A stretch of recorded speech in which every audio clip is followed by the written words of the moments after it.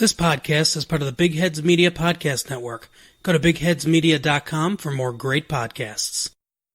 And now, on with the show.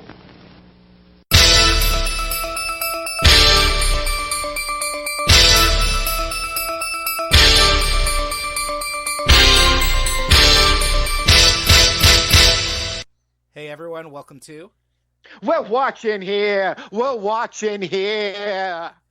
This is Opinionated Movie Talk with Chris and Perry.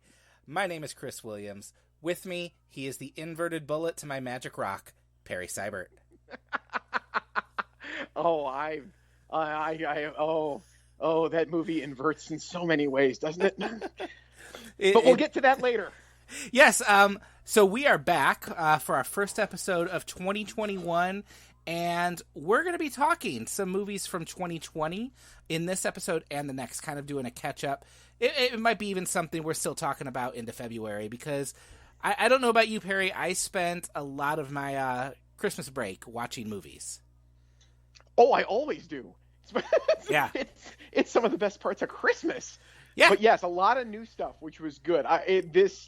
We've talked about it before. The release schedule with there being no traditional Oscar calendar is so messed up, and nobody understands when is the best time to put anything out. So, and there's not competition for theater space, so it feels like more stuff can come out. And at the same time, a lot of the big guns are waiting because they want to get the traditional awards time boost, and we don't know if that's going to happen. So yeah, it's a mess, but it works out well for us sometimes. Well, what's really nice is I'm still getting screeners. Like, I still am getting screeners from Netflix and Amazon showing up, which, oddly enough, they seem to be the ones who have sent me physical screeners this year. Yes. Which is really odd, but whatever.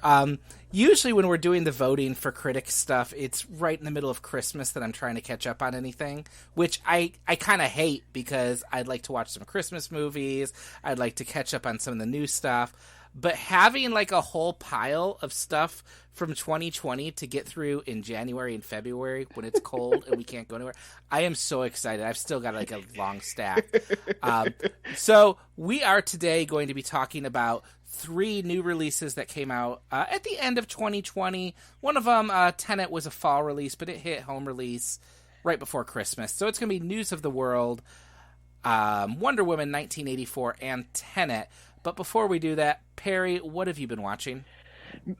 Chris, I think we talked about on the last time we talked that I had become an HBO Max household. Mm-hmm. And so that led to, and since we're going to talk about movies, I feel comfortable talking about TV. That led me to finally get to watch a show that I have meant to watch for 25 years, 30. I'm trying to do the math in my head real quick, somewhere between there, because I've always heard that it's amazing, and I love everybody involved with it, but I had never seen a moment of it. Okay. And that is the Larry Sanders Show. Oh, yes. And that is a damn masterpiece.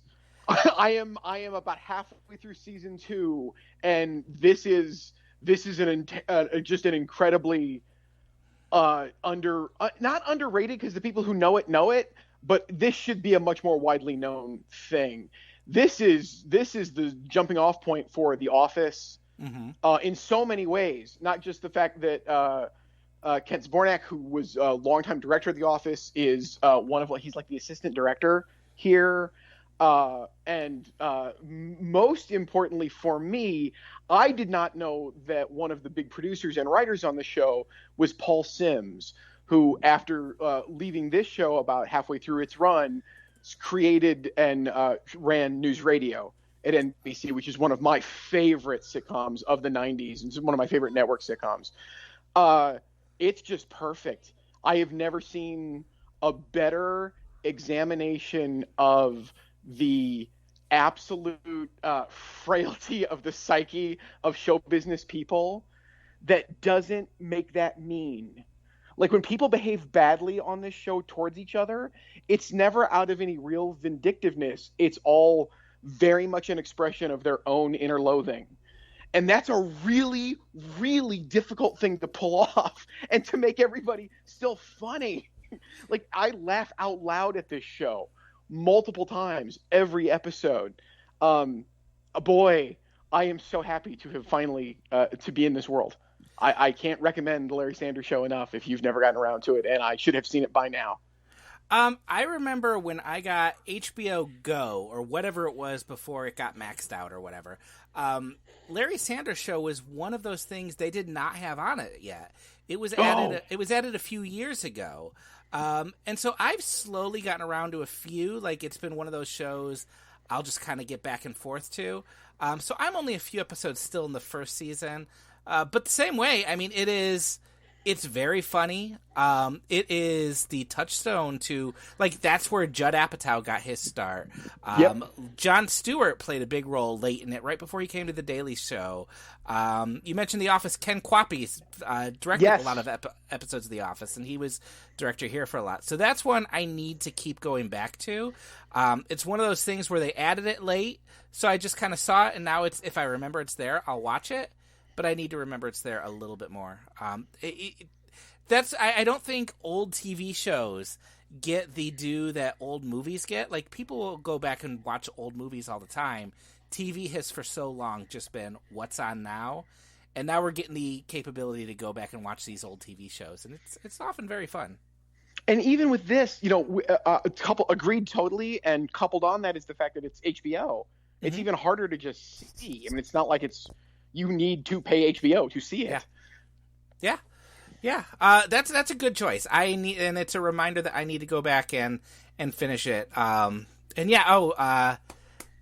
blanking on the name. Plays Hank? Oh, Jeffrey Tambor. Yes, it's on the tip of my tongue, and I should know that. He went to the same college I did.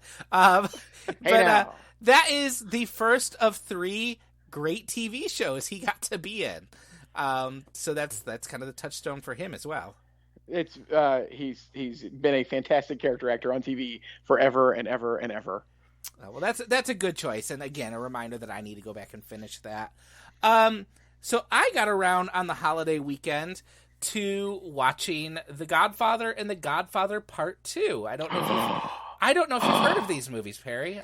They're pretty good. Were these rewatches?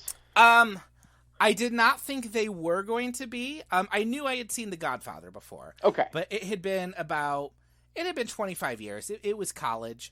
And what happened was back in November or October, whenever they did Prime Day, I got a deal on the trilogy for like $20 on Blu-ray. So I'm like, well, I'm not going to pass that by. I'll get that. I should have these. And I knew I had seen The Godfather. I had assumed I had seen The Godfather Part 2. Because I knew some of the twists in it. But as soon as I turned it on, I was like, I haven't seen this movie before. Somehow I had absorbed it through like cultural osmosis or something. Yeah. But I had never sat down and watched it. And wow, this was a great few days of movie watching. With The Godfather, it had been so long since I had seen it. I think probably right after I saw it, I also saw Goodfellas and just kind of gravitated more toward rewatching Goodfellas over the years and not The Godfather. And I had forgotten how good it is. But what's funny is, while I couldn't have remembered half the scenes, like I knew most of the major stuff, remembered that. It was like watching it for the first time, except every character, as soon as they were on the screen, it like clicked. Oh, I know who that is. That's Sonny. That is how good that movie is at crafting that world. It just sticks with you even if you don't realize it. So that was a great 3-hour binge. Sit and watch that first one. A few days later, I watched Godfather Part 2, and I was a little worried. There's always this debate going on about which one's better. And hour into Godfather Part 2, I was kind of like, why is there a question? The first one's definitely better. And then it just builds and builds, and it gets to that ending to where I'm like, oh, I don't know which one I prefer. I like them both. They feel of a piece. It's weird that you have a sequel that feels as much a piece of the first movie and as essential.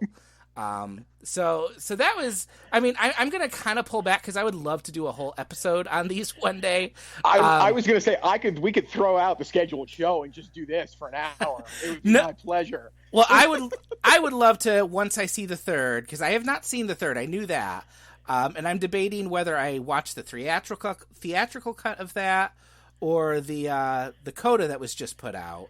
But I would love down the road to talk all three. I will save a lot of the things I was going to say then, since we are putting this on the calendar. And I will tell you that I got the coda from my daughter on Blu-ray for Christmas, and I have not watched yet. And please understand, because you might not know this, not being embroiled in this at the time, the original theatrical cut of Godfather 3 no longer exists. Coppola recut it before it went to video the first time. Oh, really? Because it was rushed into theaters to make the Oscar race for that year. He did not finish editing it to his happiness at the time. And I will tell you that seeing it in the theater, real quickly, I will just say, I think that Godfather 1 is better than Godfather 2, and I think Godfather 3 is better than its reputation. Okay. I'll put it that simply. I don't know whether it was when I saw it a second time on video or whether it was those edits, but I like the film. I like 3 a great deal. I think it's very good. I think it is underrated. And then on top of that, so that makes me very excited to see the coda, to see the deep recut, and to see how he plays with it. Because I have not watched 3 in a very, very long time, probably 20 years. And okay. I am very interested to go back to it. And this gives me, not that I need an excuse, but yes, let's plan on doing the Godfather saga sometime soon. I am looking forward to that. And I might end up watching the third and the coda just to make sure I can kind of compare them both. But we'll see how much time allows. I have 2 young kids, and of course they don't want to sit and watch that with me, or their mom does not want them to sit and watch that with me. It's remember, Christopher, never go against the family. You know what's crazy too is that is probably the most parodied performance in any movie, and yet it's a so full good. character. It's so phenomenal. It's so good. Oh, I can't wait to talk that in a bit. That'll be a fun episode. Just to watch Brando's eyebrows when he sees Sonny on the table. I know that sounds funny. It's the greatest eyebrow acting you will ever see in your life, and I'm not being sarcastic. I'm not. No, I know I'm what not you mean. diminishing by saying that. It's so perfect with Gordon Willis's lighting. Oh God, yeah, I can talk about The Godfather forever. Yeah, that'll be a good episode. So, listeners, you need to keep listening because we don't know when that will be, but we will do a Godfather episode. And, I'm looking forward to finishing out that series. But now we're going to look forward from 1970s to 2020, a year I'm sure we all remember very well and want to keep remembering for a long time. There were a bunch of releases coming in online and a few in theaters in the waning days of 2020, and we're going to talk about a few of them today. First up is News of the World, the new one from Paul Greengrass. And this film is a Western. It finds Greengrass kind of shifting gears to make something a little more classical than the Bourne movies or United 93 or anything like that. It stars Tom Hanks as Captain Kidd, a former soldier traveling through his home state of Texas after the Civil War. And his job is that he's reading the news to people in communities who don't have access to a newspaper or can't read. And when he encounters a young woman named Joanna in his travels, and her family's been killed in an attack, he has to return her to her aunt and uncle, traversing a changing country and dangerous terrain as they do so. Perry, this was one I kind of had to stretch my brain back to when I had seen this because I saw this, I want to say at the beginning of December, and I saw it on a night when I was sick in bed. And the first thing I want to say is, this is one of those movies I wish I would have seen on a big screen. Like I said, I've liked Paul Greengrass's stuff, but I understand those who don't like the whole shaky cam thing. But some of these vistas and everything are things I would have loved to see on a big screen. And I kind of like the new direction for him. He's slowed down. He makes something that stands still for a few moments, which I appreciated. So this is one I really would have liked to take in a theater. I enjoyed this one. I enjoyed this quite a bit. Didn't love it, But I really like Tom Hanks in this. I think he's reliable. He really leans hard into his America's Dad presence in this, which I don't mean that as a pejorative. I think this is a movie about a man who has to tell people their world is changing. And I think in our own world, we kind of look to Tom Hanks as the cultural ambassador of that, and he plays into that role very well. I think he's used very well here. He knows how to break bad news to people. He knows the power of stories. I think Hanks is really good in developing the relationship with the young girl. But he's also, I think he's very adept at emotion.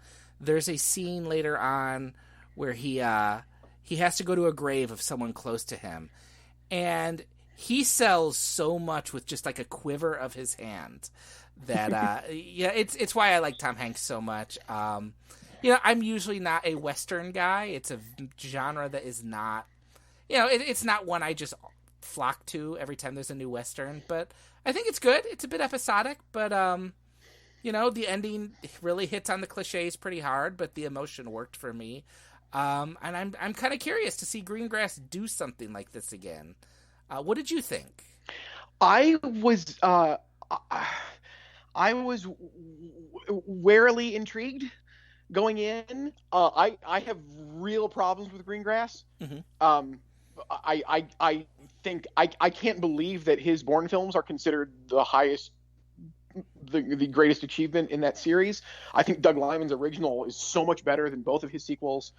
And other than Bloody Sunday and Captain Phillips, I have severe problems with almost everything he's made. That said, I think Captain Phillips is the best serious dramatic work of Tom Hanks's career. Yes. And I was intrigued to see them paired again, which is why I was like, okay. And I wanted to see what Greengrass, like you were saying, would do with a Western. You can't shoot a Western, a traditional Western, the way he shoots. And yeah, this doesn't feel like a Greengrass film at all, with the exception of the dust storm. The sandstorm is where he gets to go, oh, I finally get to let all this out. Oh my God, this feels so good. And it is the least interesting sequence in the movie. But that said, I am with you for the most part. I will say that I think it doesn't lean into this whole idea of bringing the changing of the world to people. I think it is very much about, as you nailed it earlier, it's about storytelling. That's really what he's doing throughout this, and I think Hank sees this as a metaphor for what he does as a filmmaker, and I mean that as someone who works in Hollywood. I mean filmmaker in the grandest possible term, which is what he is. And so for that reason, I think it's really interesting. I can see why I'm curious who had this idea first. I'm curious who came to who with this. Yeah. I mean, it feels like it originates with Hanks, and that then he went and got Greengrass to do it. I don't know that that's true at all. I could be entirely wrong. I know it's based on a novel, and it certainly feels like it. It is classically structured, and feels like there's really good source material for it. Yeah, I liked it. I thought it was really interesting. It's not terribly commercial, which is not to say that it isn't perfectly approachable. It's not difficult to sit through, but it's not a big splashy thing. It's a very small human story with some absolutely gorgeous photography and none of the editing that you expect from Paul Greengrass. No, it's really an interesting movie. It takes a breath, which his movies usually don't. And yeah, I think I'm looking at its production history, and it looks like it did start with Hanks. Which kind of makes sense. That's kind of what he's been doing lately, is finding a old historical novel he's been reading and then saying, I want to do this. He did that with whatever the Sub movie was earlier this year, or last year. Oh yeah, I have not. Yeah, I have not seen that. But I know he wrote the script for that one. But he's reached this point in his career where he is in total dad movie territory, and I love a good dad movie. And it is that story. It does kind of feel like him grappling with, I have this role, like people look to me right now as some sort of figure of stability, that things are going to be okay. I mean, I remember it was early after the 2016 election. He basically kind of skewered that by going on Saturday Night Live and, wearing his sweater and telling the nation, it's going to be fine, like doing a whole talk like that. But then remember at the beginning of the pandemic when he was the first celebrity to get COVID. Yes. And there was kind of this collective, oh, we have to take care of Tom Hanks and we have to know how he's responding to this so that we can know things are going to be okay. And it's interesting to see him kind of play that persona a bit. Are you a Western person? I will tell you my tortured history with the Western. As a young child, I didn't like them at all. And then it was Lawrence Kasdan's Silverado, which came out when I was about 12 or 13. That was the first one that clicked for me. I was like, oh, okay. This doesn't feel old. I mean, granted, I like gangster films. I'm more interested in the problems of settling cities than I am in settling the West. So by nature, no, I am not naturally drawn to Westerns. That said, Silverado sort of clicked for me, and I realized, as I was inhaling films as a teenager, that I was going to have to learn. I was going to have to confront the Western if I was going to pretend to know anything about the history of American film. And I actually took an entire class on the history of the Western while I was at U of M. Oh, wow. And it's one of the best classes I ever took because I learned a whole lot. And I learned to really appreciate them. And there are Westerns that I adore. And it doesn't, no, if you tell me it's a Western, I'm not immediately going to turn off. But yeah, a programmer, B-Western from the 50s, I normally don't care. I need a little something on it. It's not a genre I care to live in all the time. But yeah, there are amazing Westerns in the history of the world. If you've never seen John Ford's My Darling Clementine, oh, you are missing out. You are missing one of the truly great, beautiful movies that have ever been made. And that is very much a Western, but does all of the things that Westerns try to do and actually succeeds at them in very subtle and gentle ways. I really love My Darling Clementine, among many other Westerns. So no, I am not turned off by. I am that odd straight white male who's neither turned off by musicals nor Westerns. Bring him. It's fine. I can do either. I'm good with that. Just not both at the same time. Paint Your Wagon will scar anybody who's ever seen it.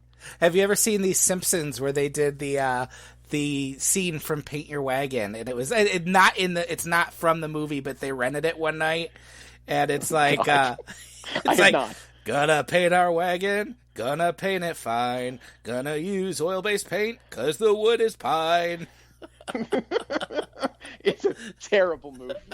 Paint Your Wagon is an awful movie.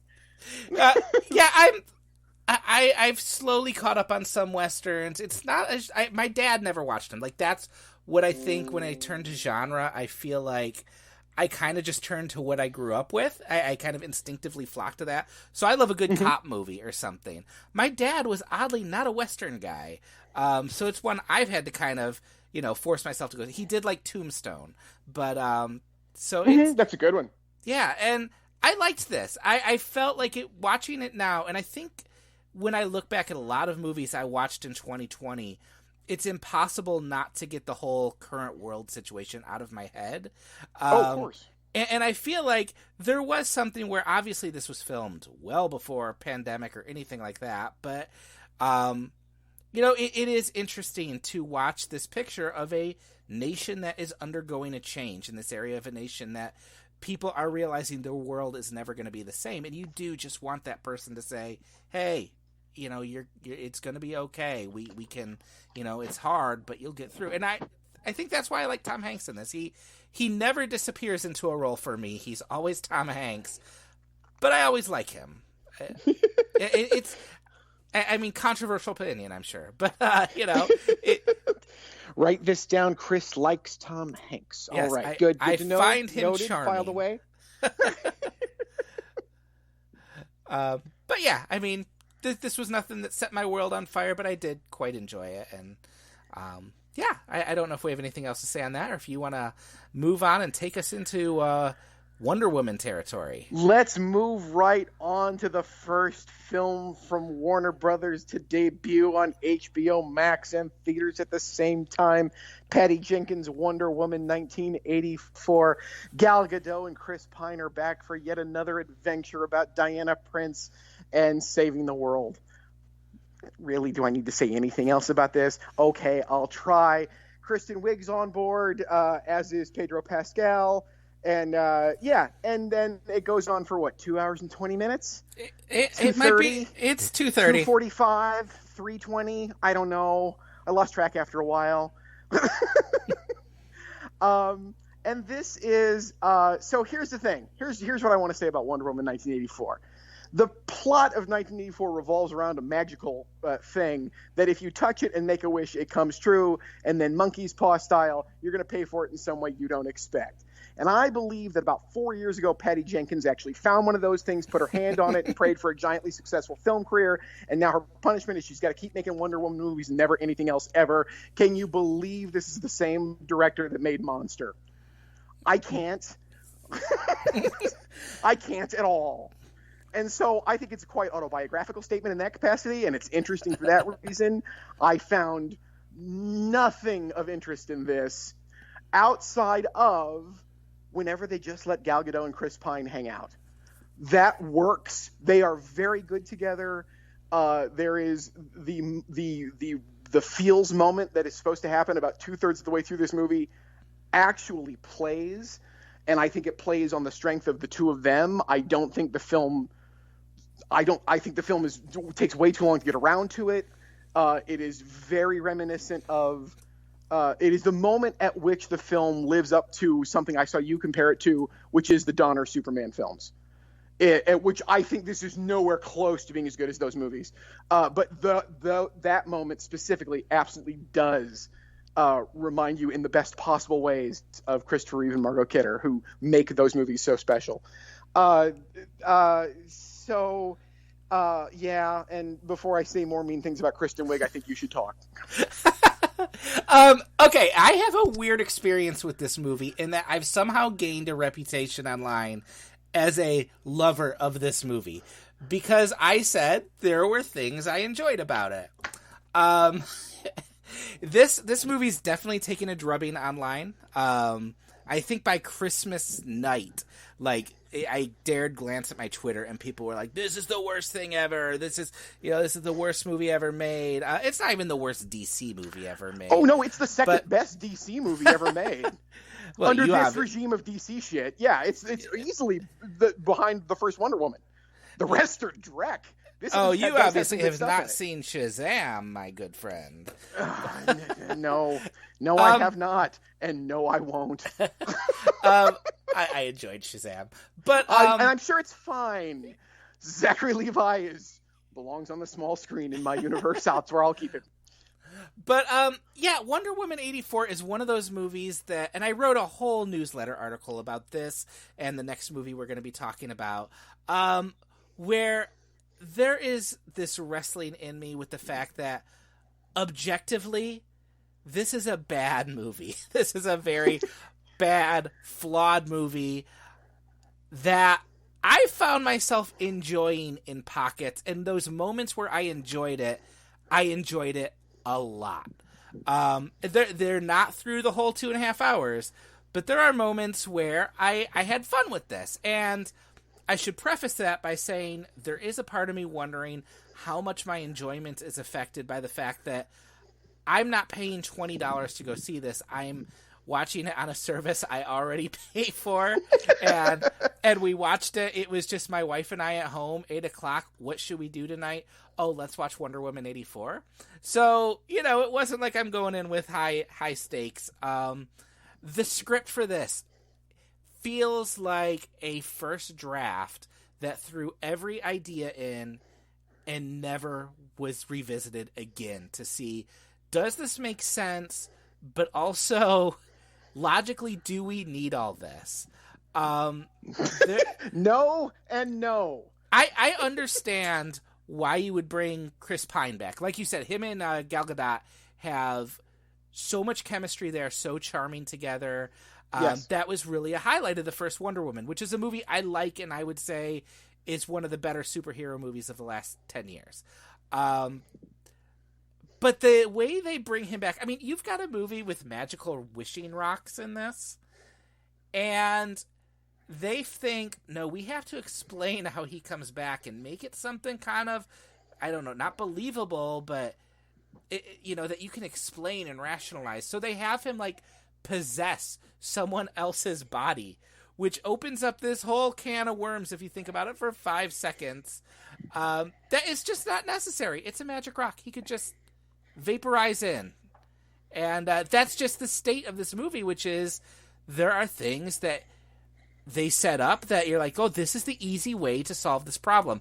There's a whole subplot involving Pedro Pascal and his son that could have really been used to kind of give some change to his character a lot earlier, that they never take the bait. They never do anything with, except have the kid run around and say, I miss you, Dad.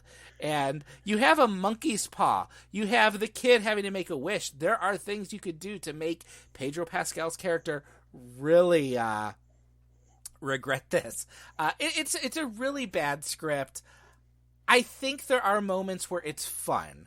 And when I had the Donner comparison, it was really from the moments like that mall heist at the beginning, or the mall fight at the beginning, which has this light touch that reminds me of something from like Superman 2, admittedly, maybe Superman 3, but where it's light. It's not gritty. It's not violent. It's just kind of light and winking. And I want more of that in my superhero movies. I could maybe forgive all that if it actually felt like 1984, since we're making a big deal about it. This does not feel like the 80s at all. Oh, no. They won't spend the money or didn't have the creative juice to score this thing with 80s hits, which you should have done. That's an obvious thing to do. Why wouldn't you do that? Why would you not hire Randall Poster to pick the best obscure 80s tracks and score it with that? That would be so much better than whatever is playing on in the background. I will also say this about Gal Gadot. I'm not going to say she's at this level of it, but what I will say is I know Hugh Jackman is a spectacular actor, because when I watch him play Wolverine, he makes me forget about that stupid friggin' haircut. And I don't know how a human can do that, because that's a terrible thing to put on an actor. And yet I forget about it. He just embodies it. And I will say this, Gal Gadot makes the Wonder Woman uniform look like, yeah, okay. I'm not saying this in some sleazy, I like leering at her way. She's beautiful. She's exotic. She's gorgeous. But it's, you wear that. I believe you. Yeah, it's Wonder Woman. I buy that. And it's why the giant gold costume at the end is such a bummer. Like, oh, great. Now I'm looking at a CGI thing. Well, I don't, oh, God, I hate this movie. She needs the CGI thing this movie, Chris. She needs the CGI thing to fight the other CGI thing. And let's talk about Kristen Wiig for a second. Jellicle Kristen. So here's the thing. I have this pet theory, and I can't remember if I've talked about it on the show before. So there are basically 3 giant feeders into SNL, right? Mm-hmm. There's traditionally Second City and the Groundlings, and in the last 15 years, UCB has also been a feeder school for them. Sure. I have this pet theory, and it's not universal. I'm not seeing it across the board. I will bring up the examples that break the rule if you want me to. But I firmly believe that the Groundlings basically teach you to embody with 100% authority a comic construct and never let it go. And it's not about building actual characters, and it's not about building actual human interactions. And that's true of Will Ferrell, and it is true of Kristen Wiig. I think she's an incredibly limited actress. I don't think she's bad, but I think she has 2 gears. And I think that I cannot stand listening to her do that fumfering faux SNL character at the beginning of this. It grates the entire scenes that she does it. And then she also has the good sense, I think, to know she's not a powerhouse of an actress, and so she underplays dramatic moments, which sounds like an insult, and I'm saying I think it's the right choice for her. because she's fine in those sequences too, but that's all she can do, and it shows here. I've always thought that Bridesmaids would have been such a better movie if she and Maya Rudolph had flipped parts, because Maya Rudolph is the exception that proves the rule of the Groundlings. She can actually act. She can also be broad and silly, but she can also act. And I would have loved to have seen her in Bridesmaids instead of Kristen Wiig. I would rather Maya Rudolph take the role that half of comedic actors play. Just because I want Maya Rudolph in everything. Yes, agreed. I don't disagree with you about Kristen Wiig, except I laugh. I think she's funny. And that is totally a subjective thing. The same reason I think Will Ferrell makes me laugh. But it is the same thing. They have a character they play, and that's what they trot out. And it's, with her, it's the awkward person who kind of mumbles at the end. And, kind of looks away or says something kind of inappropriate, not really. And, kind of things like that. And it's there. I like that. It's something that makes me laugh. So I didn't mind her in that. I did kind of mind that she was basically dime store Michelle Pfeiffer from Batman Returns. It is that fair. Role over. That comes back. I don't blame her for that. But yes, that is the part she's settled with. Yes, it's absolutely that. And I like Kristen Wiig in this for about 2 hours. Maybe a little less than that. I think it was your daughter brought it up on Facebook on my Facebook page that it was. They make the odd choice to show her female empowerment by have her tracking down what does she do? She grievously and unnecessarily injures. Yeah, a dude who was going to assault her earlier in the movie had Diana Prince not saved her at the last moment. Okay. That's the issue I had. That's right. That's what she brought up. Because in my head, I'm trying to describe this. I'm like, but wait, wouldn't it be good that she beats up a sexual assaulter? That's right. Wonder Woman sees that as a bad thing. Right. Yeah, that's the weird politics this movie is in. And then it just basically, it turns her into, it's like a stock footage or deleted scene from Cats, the last half hour of this movie. It is uncomfortably like that. And I haven't bothered to watch Cats. I haven't either. True. I haven't either, but that's exactly what it looks like to me. Not to mention, at this point, the movie's logic has just totally collapsed on itself. And I like the fact that we go from physically touching to just watching something on a screen. That's not that fair. That counts as touching. That's not fair. It was a magic satellite, Barry. But that's so awful. No, really, honestly, I will forgive the entire body switch thing with Chris Pine's character. Honestly, that's the kind of thing I can let go in the first 30 minutes of a movie. Fine, we're going to do this. That was just an inexcusable, lazy, awful way to do what you want to do without having to actually build the blocks to do it. It's just awful. It's just awful. Yeah, I can't defend this movie, except I will defend Pedro Pascal, who is going for it. Uh-huh. I mean, the way that character is written, I don't know that he should have gone for it, but he is going for it, and I quite enjoyed watching. I got a kick every time he was on screen, because I'm like, I haven't seen a villain act like this in 40 years in a comic book movie, and I'm kind of digging it. I liked watching that. I liked him. I thought he was fun. I think there are times where the movie kind of finds its feet and is a little bit fun, a little bit winky. I think its sincerity at the end, like you said, with that scene between Chris Pine and Gal Gadot, really hits. Excellent. It works. That's a great sequence. Even though the whole talk to people through the satellite is whatever it is, I think Gadot sells the sincerity in what the speech she makes at the end.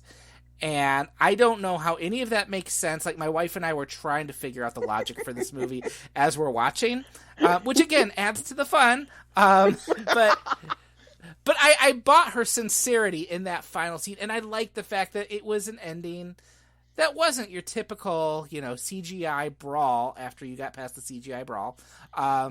It was, there's a way to redeem the character, the villain. There's a way to wrap everything up without a giant fight. I appreciate the attempt. And I appreciate that, however many years ago, 5-6 years ago, I sat in a theater and watched Zack Snyder totally just shit on all these characters. Yeah. And now someone's making something that isn't remotely like whatever he was thinking up. It is not perfect. It is probably not even good. But, it's different from where we started, and I appreciate that there's some sort of course correction. I'll also say, I think Marvel movies are by and large better than Wonder Woman 1984, but they wouldn't be allowed to, like, Patty Jenkins had full control over this. This was the movie she wanted to make, by all accounts. And maybe there should have been some reining in on that. But you know what? Her monkey's paw wish came true. Great. But that's kind of the thing that even when I don't like it, I kind of admire about DC is at least they're trying something different. I enjoy the Marvel movies. I love them. We're actually going to start going through them as a family again this year. But they're very much, they're a brand. They're McDonald's. You know when you watch one exactly what you're going to get and how it's going to taste.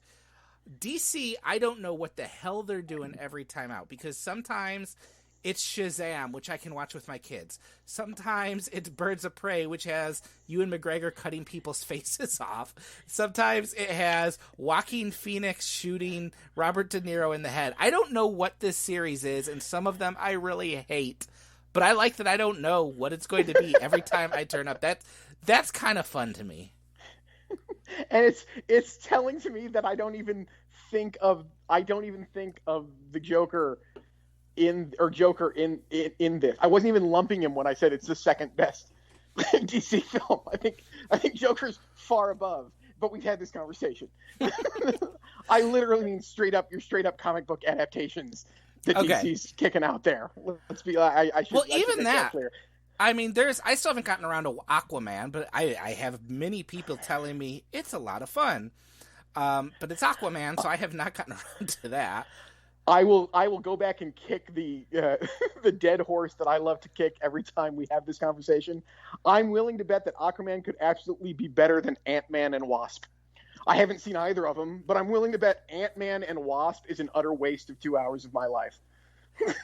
I enjoy Ant-Man and the Wasp, but I enjoy that particular brand of McDonald's. Have you thought about Ant-Man and Wasp since you've seen it? I have thought about it when I've seen it on Disney Plus. Okay. No, all right. No, that's the thing. I was having this thought earlier this week. I'm like, I'm really starting to rethink of how I'm approaching reviews this year and what I choose to review. I love the Marvel movies. I have fun with those. I never want to write another review for a Marvel movie because you can't. Like, unless you wait until after that comes out and then maybe there's something you can dig into some of them. But no, it is fast food. It is a burger that they slap in my hand in the drive-thru. DC movie, yeah, I'll review some of that. It was cathartic to review Joker. I think there's some really interesting things going on in Birds of Prey, which is it's hard to believe someone said, hey, this is one of our most popular characters. We're going to let someone make the movie that they made with this. Because I like Birds of Prey quite a bit. It is a weird movie, though, and not something you would bank on if you wanted to, like, get that $200 million opening weekend. No, certainly not. And I dig that. Like, I like that it's different. Wonder Woman 84, I know they were hoping it being a big theatrical hit originally. I think maybe an HBO Max debut is the perfect place for it. Because, again, I enjoyed it. I guarantee if anyone goes to my newsletter and reads that, and I'll put the link in the show notes, I gave it much more of a defense than it probably deserved. It's like Roger Ebert used to quote, a man walks into a movie theater, the movie critic has to be brave enough to admit he is that man, even when he's watching it on his couch. Because, yeah, there was something goofy and silly about it that I I enjoyed. It wasn't a slog for me. I had a good time with it, even as my wife and I were talking back and forth about how ridiculous and bonkers it was. Yeah, it's not miserable. It's not the worst thing ever by any means. It's just not good. No. It's just not good. And it's so disappointing because I really do like the monkey's paw thing was great. That's perfect. Like that idea, that core idea is fantastic. And they just fumble it. They just don't cleanly tell that story. And if they had, it would have been so much better. Well, everything is just overcomplicated. The monkey's paw thing is a great idea until you have the guy who, I know about this. So you know what I'm going to do? I want to be The Rock. Which, at what point, like my eyebrows just shot up and I'm like, what? Like that's the villain's plan, is he's going to be The Rock? And that's a choice. And I kind of like the silliness of that because that is, rooted in some comic book weirdness. But at the same point, I'm like, you literally could have just had him wish for more wishes, and it would be just as believable and require less explanation. But I thought they said you only get one. I don't know, because then Kristen Wiig gets to wish for Wonder Woman's power and wish to become a cheetah. Oh, I guess that's true, doesn't she? Yeah, well... Well, there's no logic to it. The movie doesn't make any sense. Why are we deconstructing this? I mean, there's literally a scene where one man wishes his wife would drop dead. She wishes that the police would round up all the Irish. It happens immediately, and Wonder Woman loses her powers over like 2 or 3 days. And let's be clear, the only reason this is set in 1984 is so we can have an old-school Cold War nuclear standoff at the end. There is no other reason, and you would not know it other than that. And that's all. And that's nothing but a giant nod to the end of Watchmen, the actual book, Watchmen. Yes. And that's just, again, I don't know why this is... Oh... All right, one final question I had about one this. One person made it, it still feels like it was made by committee. One final question I had about this. The president in this movie. Oh, God. Was that just the world's worst Ronald Reagan impersonator, or was it not supposed to be Ronald Reagan? Because I honestly can't tell. Well, part of the problem is there's no other nod to 1984, so it does feel incredibly out of place. So, no, it hasn't felt like you've been in 1984, so why should it be Reagan? Again, that is unfair. They mention parachute pants and fanny packs. Yes, they do. Yes, they do. Oh, they Perry, mention them, but yes, that's all they do. I believe Chris Pine wears them at one point. Chris Pine continues to impress. I hope he can get away from this shit. That's all I'm saying. He's one of those guys who got trapped into a leading man status, a movie star status. He is a character actor. Like, he can go really weird, and I love watching him when he's just kind of let go weird. He's a lot like James Marsden to me, who is a guy who is really funny, and you can let him go weird, and then when you put him in a straight role, it just doesn't quite work for me. I've said it before. A film that I defend that many others hate is the adaptation of Into the Woods from a few years ago. I think it's a really good movie, actually, and he is superb in it in a variety of ways. It's not a one-note comedic performance. He's really good in that movie. I will have to check that out. So that is Wonder Woman 1984, which I think you can still see on HBO Max until January 24th. Something like that. Yeah, they're on there for a month, and then by then something else will be coming out, and it might be better than Wonder Woman 1984, which I'm sure Warner Brothers loves me saying, since they spent so much money to do that. But we're going to pivot. That was actually the first movie under Warner Brothers, hey, movie theaters aren't coming back plan. But now we're going to talk about a movie that was Warner Brothers. Hey, no, movie theaters will be fine plan. No, it was their last attempt. The last hope. Hey, movie theaters are going to be fine. Yes. The last hope for movie theaters. And we did a whole episode about Christopher Nolan back a few months ago. But I finally got around to seeing Tenet. Perry, I know you got around to seeing Tenet. This is his movie from this fall, originally slated for this summer. And this is Christopher Nolan back in kind of Inception territory, doing an original sci-fi movie about an agent, a protagonist, if you will, who... Oh, no, not a protagonist. Oh, he is the protagonist. The yes. protagonist. The protagonist, played by John David Washington, who has his whole idea of reality and physics turned upside down, backwards and forwards, when he learns of a secret technology that could doom the world. I will not say anything more about the plot because, honestly, I understood about 15% of it. But this is Christopher Nolan doing what Christopher Nolan does. This is a 2.5 hours of timey-wimey stuff. Time moving backwards and forwards. And I think I've heard other people say this. I'm inclined to agree.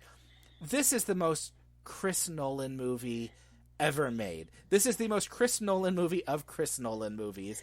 And I mean that in good and bad ways. This is a movie that if Wonder Woman 1984 took logic, threw it out the window, ran it over with a car, lit it on fire,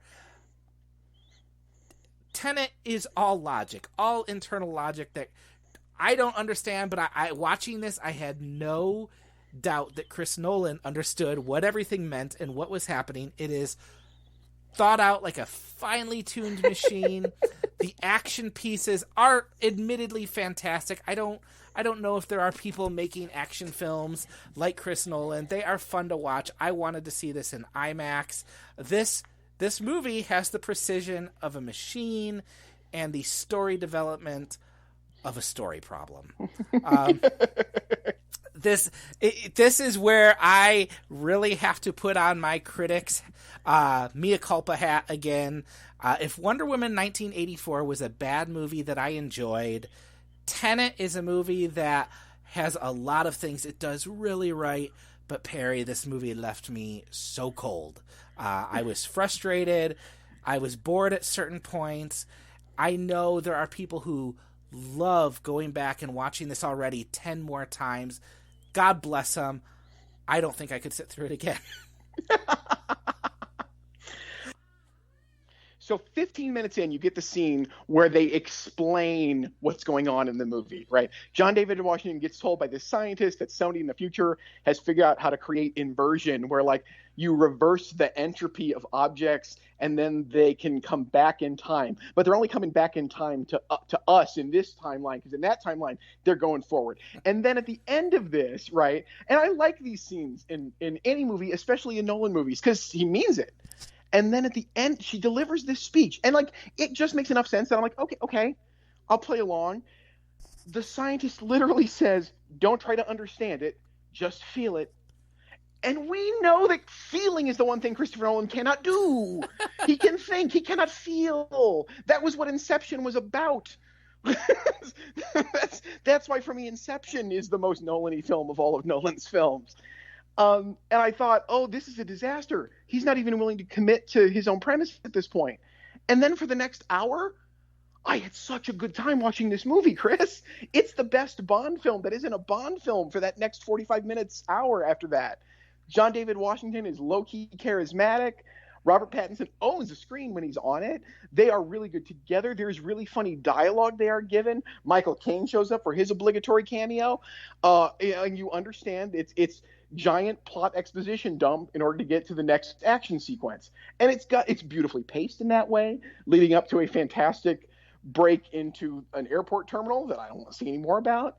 And then the halfway point comes and you realize people can go back in time. And then you're like, well, we've established that once you put time travel in a movie, all stakes are over. Nothing matters anymore. There's no need to emotionally invest in anything if you can time travel. And so I checked out again, and yet it stuck with it. I was willing to play along because it continued to be truly a pleasure to watch. I liked looking at it. I enjoyed it. And I'm with it. And then in the last 30 minutes, it truly just even stops playing by its own rules. And I went, oh, you failed, Chris. You were so close. You were so close, but you just dropped the ball at the end. And I will not say that, as much as Nolan would like to tell you that he's telling an emotional story, at the level of which he is capable of doing so, I think he does. I'm fine with the emotional stakes that we are asked to invest in this in one of these characters, particularly Elizabeth Debicki's character.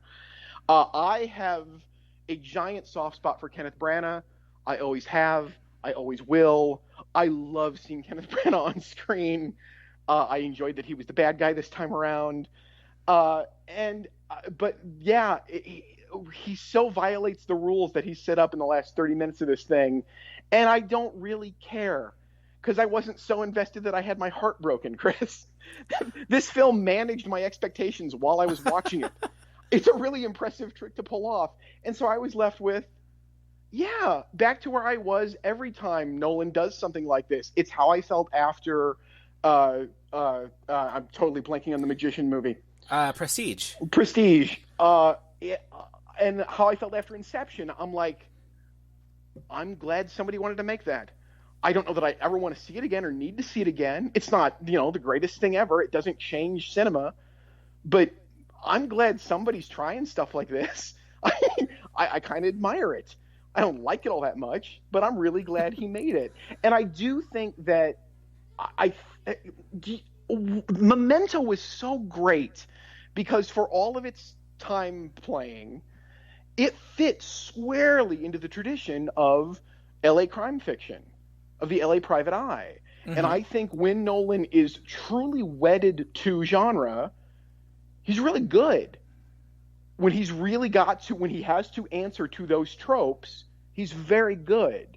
Which is why I think Inception, for the most part, works as a sci-fi film and as an emotional investment in someone's inability to feel.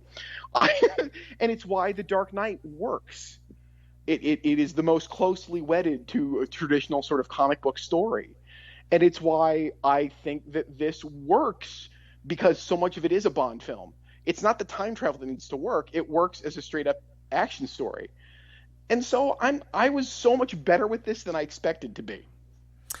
Interesting. Yeah, I bounced around the same way you did. I would usually, kind of get my interest piqued whenever he would go into one of the action sequences, because there are things in this movie that, like you said, they are cool, they look fun, they are like a Bond movie. And so you've got Robert Pattinson and John David Washington climbing up the walls of bungee jumping up the walls of a building, which is cool to watch. I wish I would have seen that on an IMAX screen.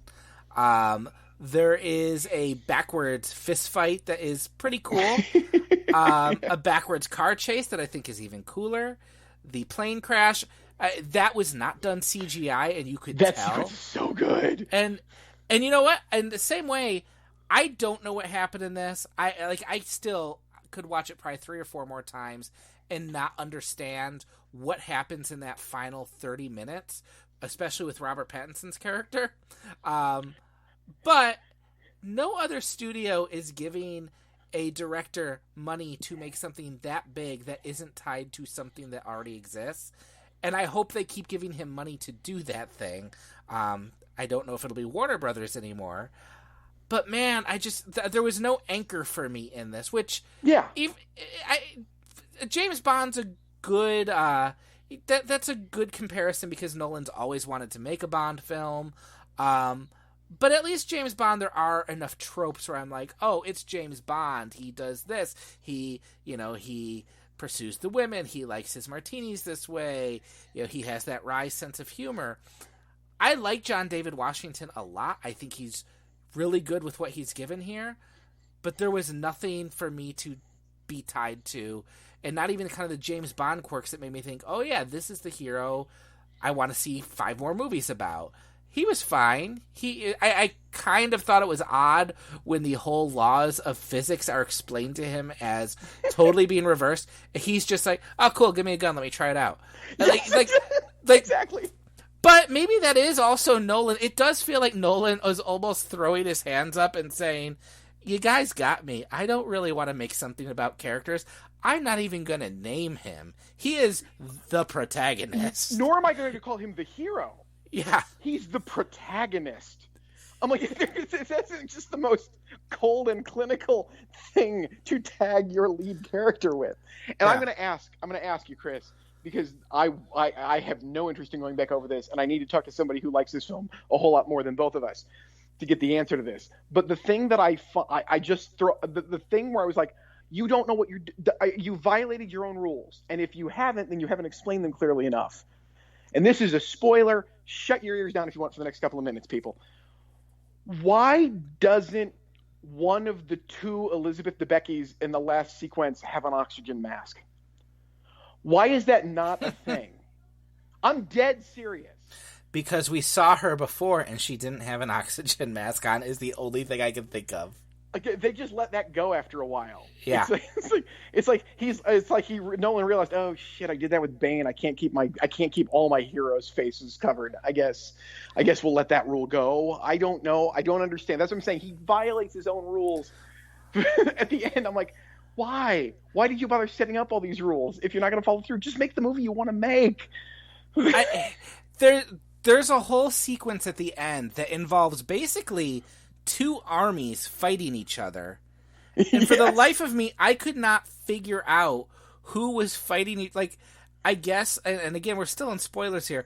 Are they just fighting each other, like themselves, like through different, like different timelines, or is there a whole army from the future that's just been like, I could not figure it out. And then when they got to the twist about Robert Pattinson's character, I'm like, so the twist was Tenet was the friends we made along the way. Like, yes. Like that Yes. There was an emotional impact. I think that's where he wanted it to be.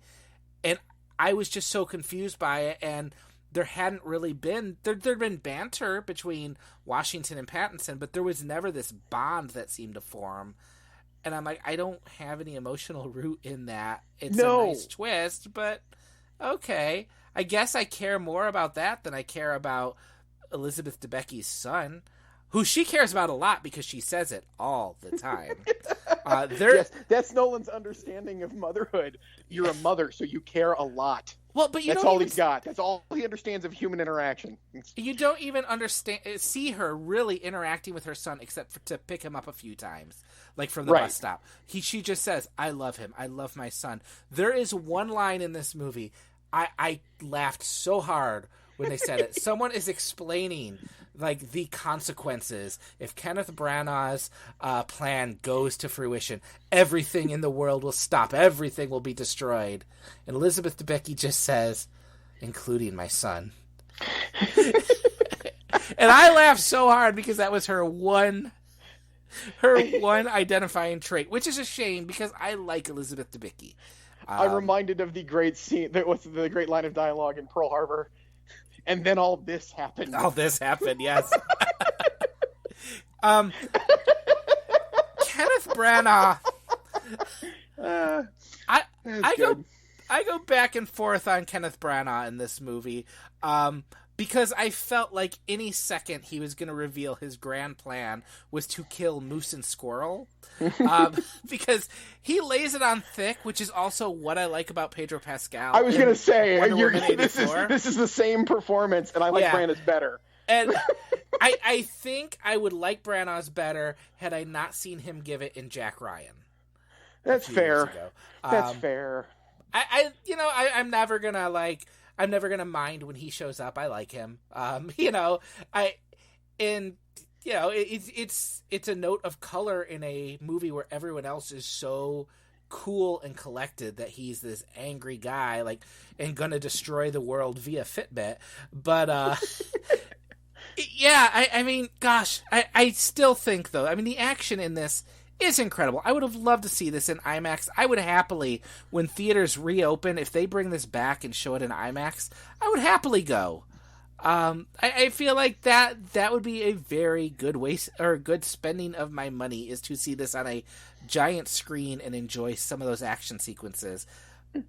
But I don't know that I have the patience to sit through it and decode it all, which is weird because, Memento, which is, you brought that up, and that's where a lot of the ideas in Tenet seem to have gotten their start. That's a movie that also kind of moves backwards and forwards in time, and even starts with a bullet moving backwards in time.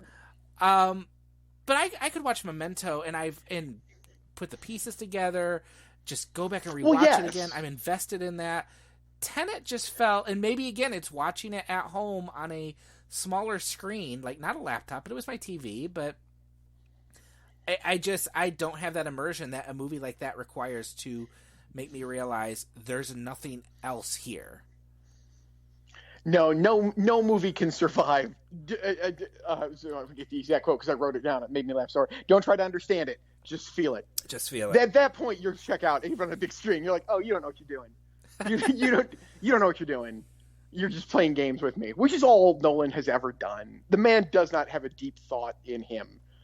He does not. He is interested in time, in how he can control it and manipulate it. He is not interested in the actual effects of time on a person. That's Richard Linklater's job.